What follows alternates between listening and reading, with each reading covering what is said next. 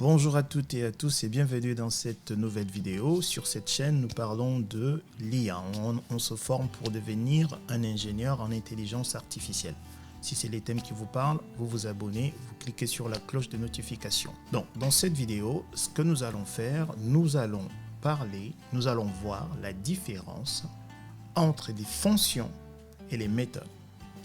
Si vous avez déjà eu à suivre en fait les différentes vidéos que je poste sur cette chaîne, vous m'avez parfois entendu confondre méthode, fonction.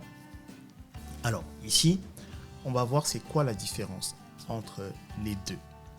La différence est assez minime en fait. Alors, jusqu'à présent, on a vu par exemple la fonction print. On a vu la fonction, par exemple, input. Et on a vu également la fonction length. Remarquez bien, lorsqu'en fait on utilise une fonction, on renseigne son nom suivi des parenthèses. Ici, comme on a vu, on peut avoir des arguments, on peut lui donner des arguments ou pas. C'est pas obligatoire. Très bien.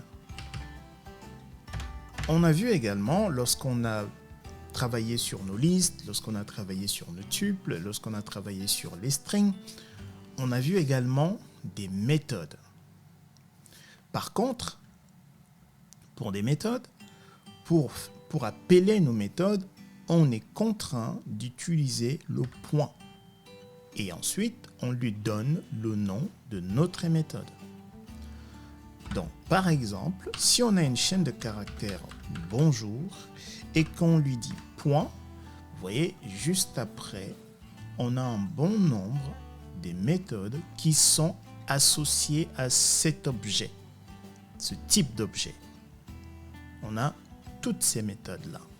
Donc, par exemple ici, si on utilise la méthode count, donc ici count par exemple O, ok,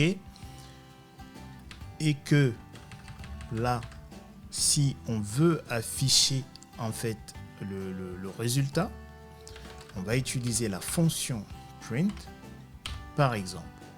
Et donc, on donne ceci un argument à notre fonction print. Par contre, ce qu'on ne peut pas faire, c'est ceci. Donc, on va effacer tout ça et regardez. Si on exécute notre script, là, il nous dit 2. On a 2, pourquoi? Parce qu'on a O ici une fois et 2 ici. Enfin, la deuxième fois ici. Donc, on a 2 O dans bonjour. Raison pour laquelle il nous donne 2. Par contre, on ne peut pas faire ceci. Si on fait count directement, comme ceci, bah ça nous donne une erreur. Vous voyez, déjà, il le souligne déjà. Pourquoi est-ce qu'il donne une erreur? Parce qu'avec une méthode, on doit absolument utiliser le point. C'est ça la principale différence entre une méthode et une fonction. Alors, précédemment, je vous ai parlé des fonctions print, length, input, type, etc. Ça, ce sont des fonctions en fait qui viennent avec Python, avec le langage Python. Par contre, on a vu comment également on pouvait définir nous-mêmes nos propres fonctions. Par exemple, en utilisant le mot def, on peut définir une fonction qui ne fait rien. Par exemple, on appelle notre fonction rien. Ce que je vous ai dit, c'est que dans ce cadre-là, on pouvait utiliser ce mot-là, passe. Et ça, c'est correct. Notre fonction rien existe. Et je peux appeler ma fonction rien comme ceci. Vous voyez, il ne souligne rien. Enfin, il n'a pas dit, enfin, tout est correct pour lui. Très bien. Pour les méthodes, je le répète une fois de plus, une méthode est associée à un objet. Maintenant, quelle est l'utilité des fonctions et des méthodes? On utilise en fait des fonctions et des méthodes pour permettre à nos types de données de réaliser des actions sur nos types de données en fait.